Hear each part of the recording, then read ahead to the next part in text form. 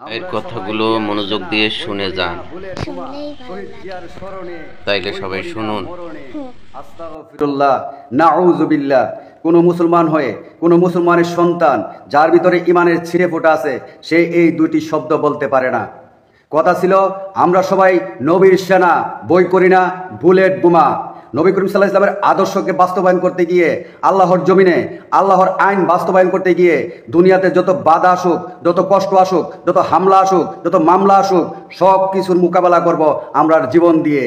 আর সেখানে একজন মুসলমান হয়ে স্লোগান দিচ্ছে, আমরা সবাই জিয়ার সেনা, বই করি না বুলেট বোমা। অর্থাৎ জিয়ার আদর্শকে বাস্তবায়ন করতে গিয়ে, জিয়ার স্বপ্নকে বাস্তবায়ন করতে গিয়ে, জিয়ার রাষ্ট্রকে বাস্তবায়ন করতে গিয়ে আমি আমার জীবন বিলিয়ে দিব, আমি বুলেট বোমা বই করি না। শহীদ জিয়ার স্মরণে বই করি না মরণে। আরে মূর্খ মুসলমান, শহীদ জিয়া কি কালেমার অংশ নাকি? শহীদ জিয়া কি ইমানের অংশ নাকি? যে শহীদ জিয়াকে স্মরণ করে মরতে পারলে পরকালে চেলচেলায় জান্নাতে চলে যাবা, কবরে কোনো হিসাব হবে না, ফুলসিরাতে কোনো হিসাব হবে না, হাসরে কোনো হিসাব হবে না, তোমাদের পরকাল চেলচেলাইয়া চলে যাবা। অথচ একজন মুসলমানের সারা জীবনের কামনা বাসনা হচ্ছে, আমার মরণকালে যেন আমি আমার ইমানের সহিত দুনিয়া থেকে যাইতে পারি। আমি মরণে বই পাই না, যদি আমার সাথে ইমান থাকে, আমি শেষ দিন পর্যন্ত, একজন মুসলমান শেষ নিঃশ্বাস ত্যাগ করা পর্যন্ত ইমানের সহিত দুনিয়া থেকে ত্যাগ করতে চাই। এদেশের মুসলমান মুজিবের মুসলমান সন্তানেরা বলে, মুজিব আমার শক্তি, মুজিব আমার আদর্শ, মুজিব আমার সকল কিছুর অনুপ্রেরণা। আরে মুজিবের উম্মতেরা, কোন মুসলমানের সন্তান ভুলেও কি এই কথা বলতে পারে নাকি মুজিব আমার শক্তি? কোন মুসলমানের সন্তান ভুলেও কি কথা বলতে পারে নাকি মুজিব আমার আদর্শ? কোন মুসলমানের সন্তান ভুলেও কি কথা বলতে পারে নাকি মুজিব আমার সকল কিছুর অনুপ্রেরণা? আমার ইমান আমার শক্তি, আমার নবী আমার আদর্শ, আমার নবী আমার সকল কিছুর অনুপ্রেরণা।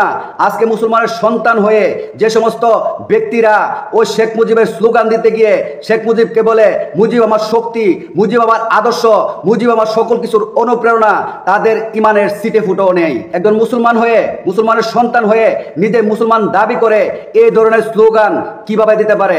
যারা এই ধরনের স্লোগান দেয় তাদের ইমান সিটে ফুটেও তাদের ভিতরে থাকার কথা না।